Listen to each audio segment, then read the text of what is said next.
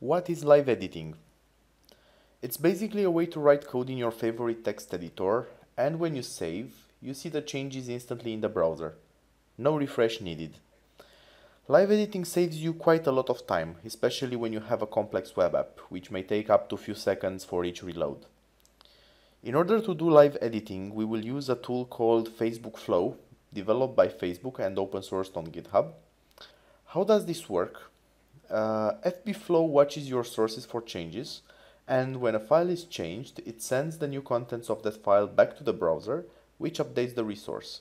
Currently, CSS and JavaScript files can be live edited. Let me show you how this works.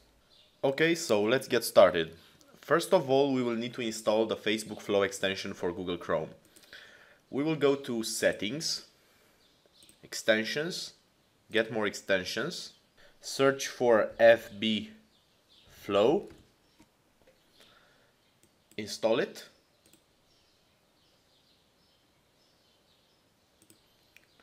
and right now whenever you open your DevTools, you should see another tab at the end. Let's click it. First of all, we would need to go to configuration so we can tell him for which websites it should automatically start. For example, if we develop our websites on localhost, we should just click Add Sites and here write localhost. Well, that's about it. Let's start with the server side of fb-flo. Here we have a normal web project containing on an index.html file and some style CSS file. This contains some text. This contains some styles. Let's just open this page in the browser. We will use open in browser because it will automatically open it up in a web server, which is on localhost, exactly what we told fb-flo to open. And let's set up our fb-flo here. First of all, we will need to install it. npm install fb-flo. Okay, after installation, we can use it. Here, there is a file called flow.js, which actually describes how fb-flo should work for this instance. I'll make the terminal small a bit and show you this file. So, fb-flo is configured to look in the resources folder. It's configured to work with JavaScript files and with CSS files. So anytime JavaScript file or CSS file get changed, fb-flo will notify us so that we can update the browser. Whenever this happens, a callback will be issued, so we can tell the browser, hey, update the resource URL, which is composed of the file that changed. So basically file path is the file path that was just changed, and the contents are exactly the contents of the file path that have been changed.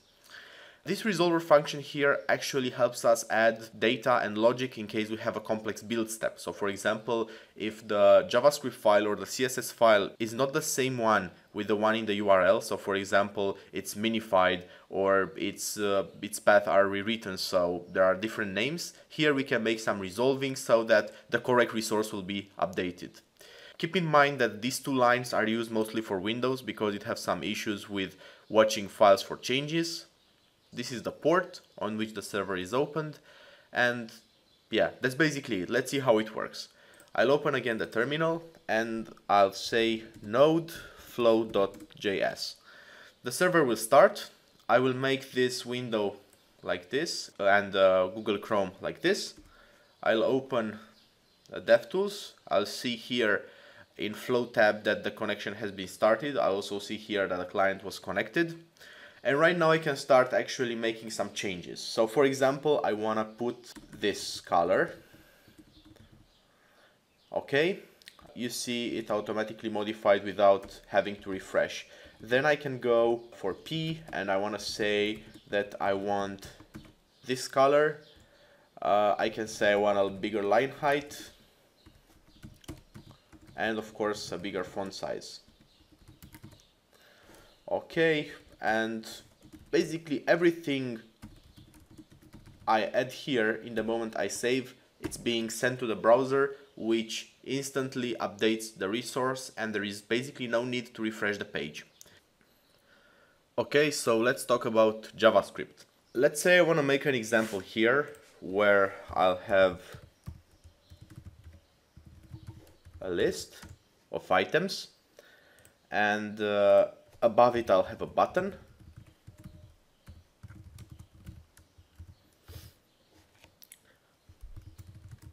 And anytime I'll click on add item, I should get a new item in the list.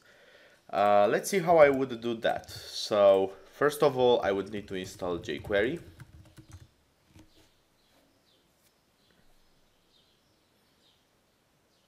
You see I stopped the server, the fb-flo server, and now the extension can't connect.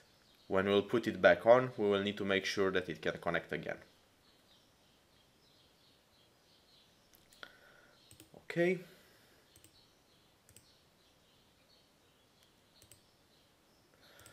Let's include jQuery here.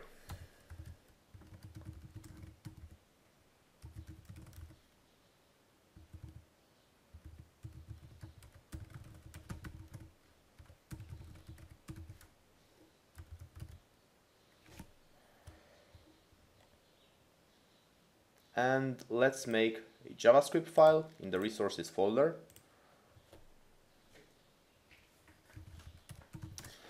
Called app.js, and here I will write something like this.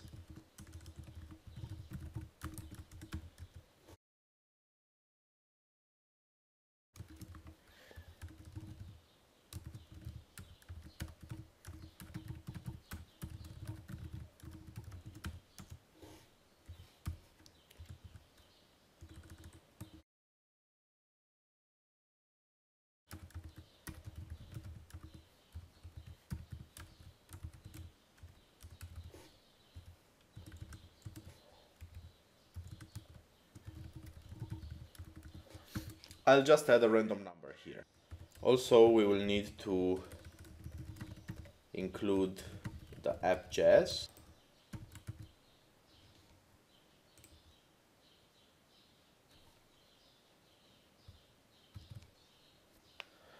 Okay, and now when I'll press add item, I'll get new items in the list.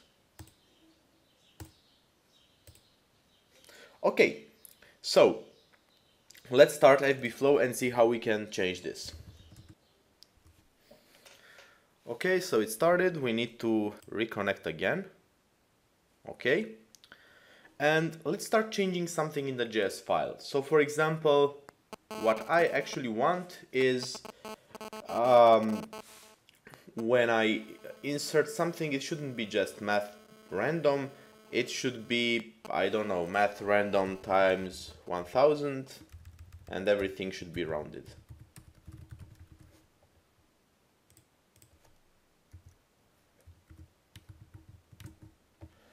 Okay, let's see what happens. As I saved,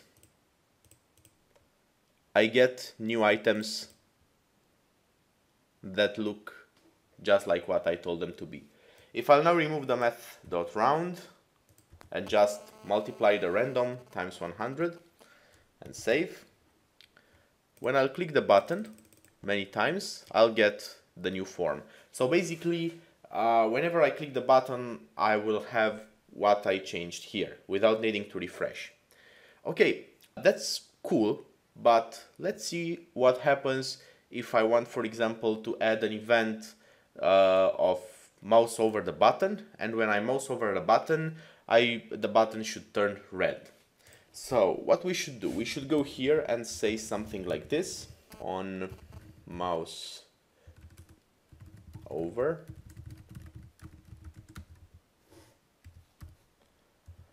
and here this.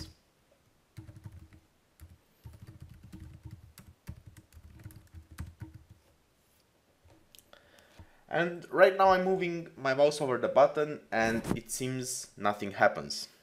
However, I can click the button and get new numbers at the end of the list. So that's perfectly fine. But my newly added event is not here. If we refresh, we will notice that as soon as I move my mouse over the add item button, it will turn red. Why? Because when Google Chrome updates a JavaScript file, it only updates the function pointers. So that's why only code that is inside events inside Ajax responses and generally inside callbacks will be updated. Functions that have already been executed won't be executed again. So that's why the code that adds the mouse over event won't be present in the live editing.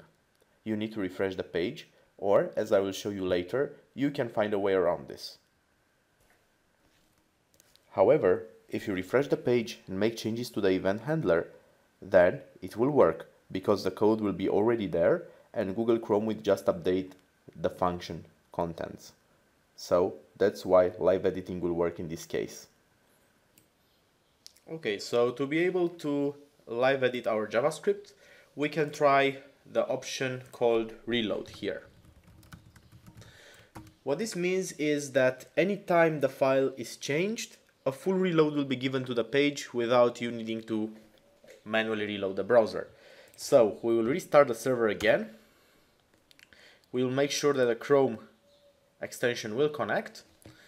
And then, for example, if here I want to put also a mouse out event, like this,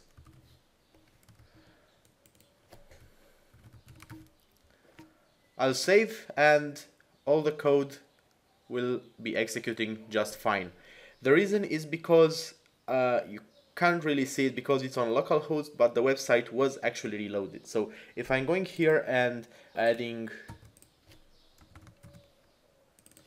a mouse down event and making it here blue, the page was reloaded, as you could see, and this works.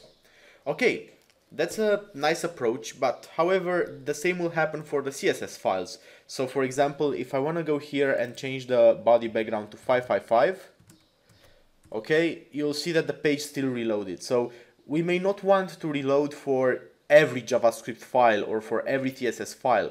So if we want to do that, we must go here and try to make this parameter configurable. So let me show you how. First of all, we should call it should reload, and here we should make a variable should reload, which will say that it will reload only if file path contains JavaScript extensions. Of course, we should check if it ends with JavaScript, but for the sake of our exercise, this should be just fine. Don't forget to restart the server after you make changes in the Flow.js file. And right now we will see. So for example, we will make this with 222. Okay, so it seems that it's changing without reloading the page. Let's also try here like this. Okay, no reload needed, but however here, when I will actually try to, I don't know, change the mouse over to red, the whole page will be reloaded because it's a JavaScript file. So this is quite a nice way to find out whether your website needs a reload or doesn't need a reload based on the files you are modifying. Okay, this solution seems nice, but it still involves reloads. This is basically not just live editing.